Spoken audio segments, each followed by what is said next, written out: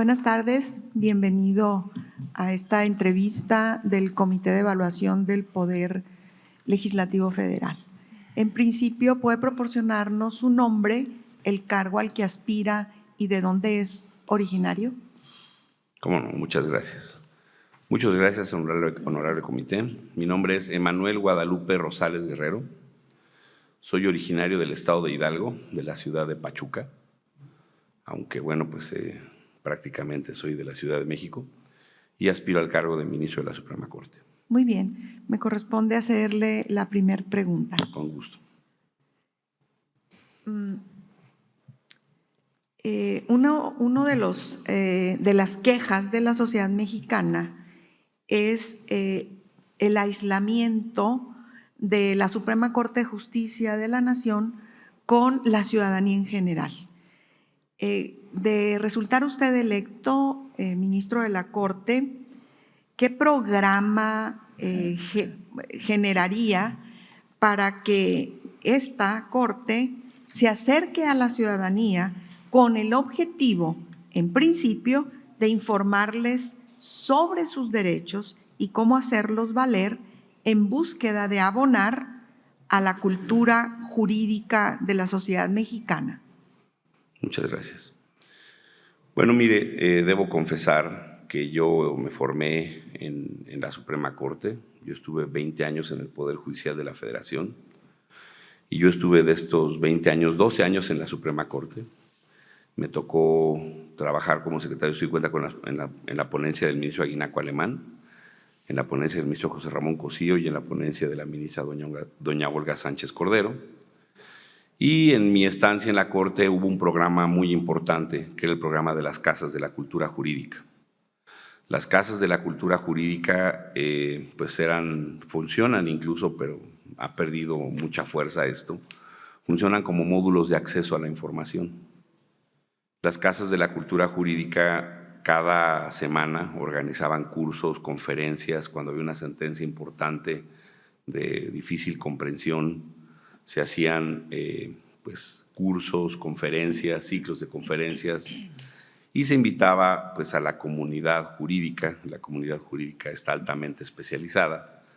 Y cuando se trataban, por ejemplo, de sentencias como, por ejemplo, la inconstitucionalidad de la ley del ISSSTE, pues se invitaba incluso a la gente de la sociedad civil a que se interesara directamente. Yo creo que sería muy importante formalizar en una mecánica similar esos programas que tenía la Casa de la Cultura. Creo que sería llevar lo que hacía la Corte, utilizando las Casas de la Cultura como módulos de acceso a la información, llevarlo a otro nivel. Llevarlo a otro nivel y aprovechar el canal judicial, que me parece que debe ser más aprovechado para eso, más utilizado para eso. Y bueno, pues es muy importante que las discusiones sean transparentes de cara a la sociedad civil. Sin embargo, es importante destacar que desde que entró el canal judicial, pues la Suprema Corte antes resolvía arriba de 40,000 asuntos al año. Y cuando llegó el canal judicial bajó a 7,000, porque el canal judicial ha generado que el ritmo de los asuntos sea mucho menor. Un juicio antes duraba 3, 6 meses máximo, ahora llegan a durar hasta 6 años, 7 años en promedio, en algunos estados. Y bueno, pues ha sido mucho una parte debido a esa situación. Creo que tendríamos que reestructurar, o si no les gustan las Casas de la Cultura, porque parece ser que también hay un tema presupuestario que ya no permite que las Casas de la Cultura continúen como funcionaban antes, pues buscar alternativas más económicas, pero esa idea está bien.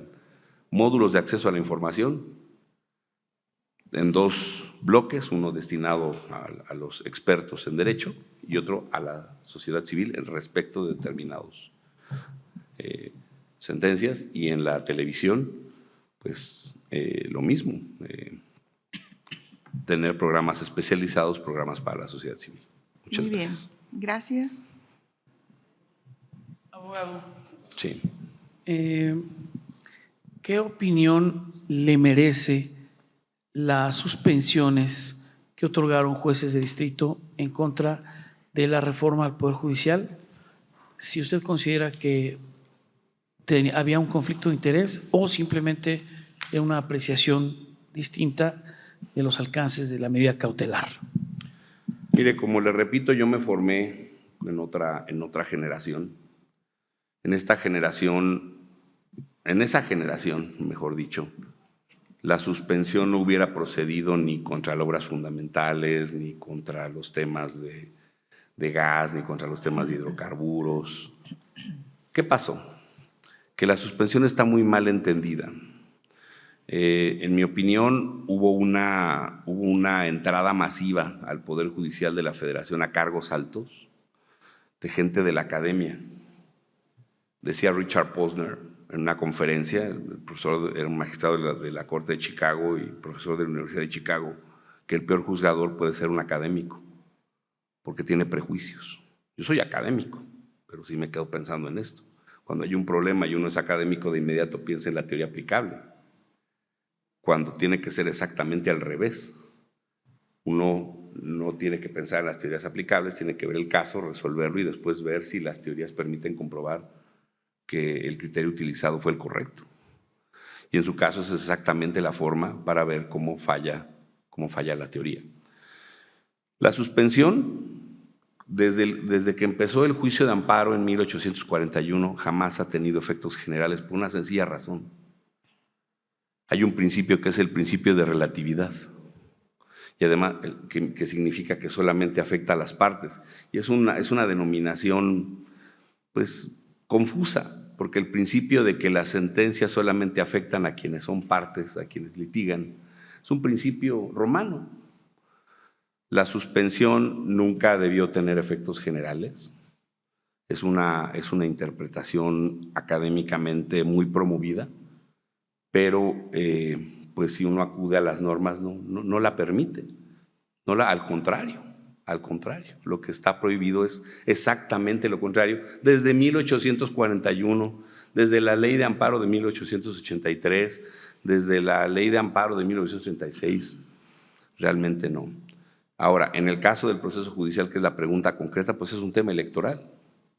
Es un tema electoral definido constitucionalmente desde un principio. Ni siquiera procedería el juicio de amparo. Y por si fuera poco, en el momento, mucho de esto, en el momento en que fue planteado, fue con posterioridad a la reforma constitucional que ya había vedado todo esto. ¿Qué pasó? Fue el famoso caso Castañeda. En el famoso caso Castañeda, cuando se promueve el juicio de amparo, pues primero se desecha la demanda. La jueza de distrito en aquel entonces lo que hizo fue decir que era tema electoral. El asunto por atracción fue en queja a la Corte. La Corte resuelve que pues estaba el derecho a votar y ser votado, que no tenía todavía una definición clara.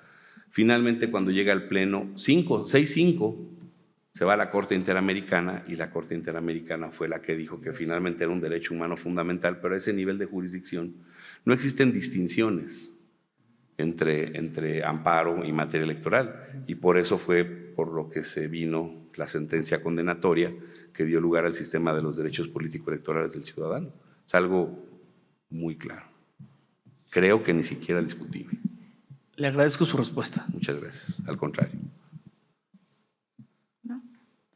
Le quedarían aproximadamente 3 minutos. Gracias. Para que usted exponga lo que considere importante en esta entrevista, que lo escuchemos.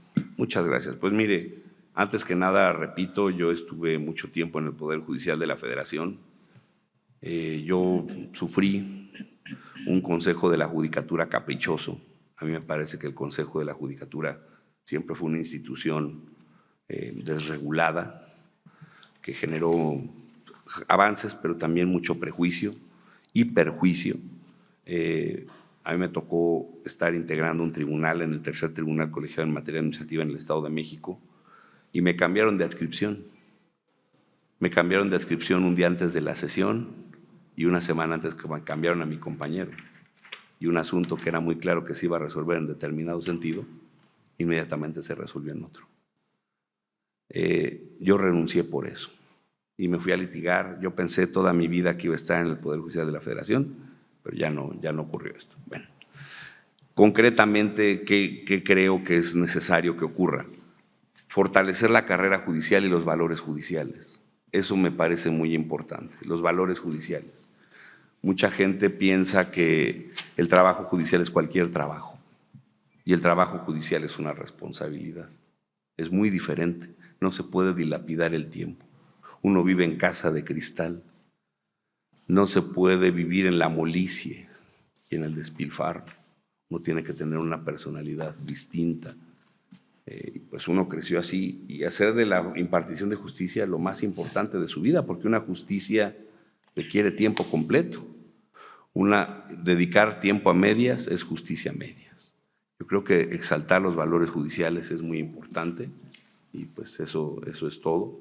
Muchas gracias, esa sería mi intervención. Les agradezco la oportunidad. Muchas gracias a usted.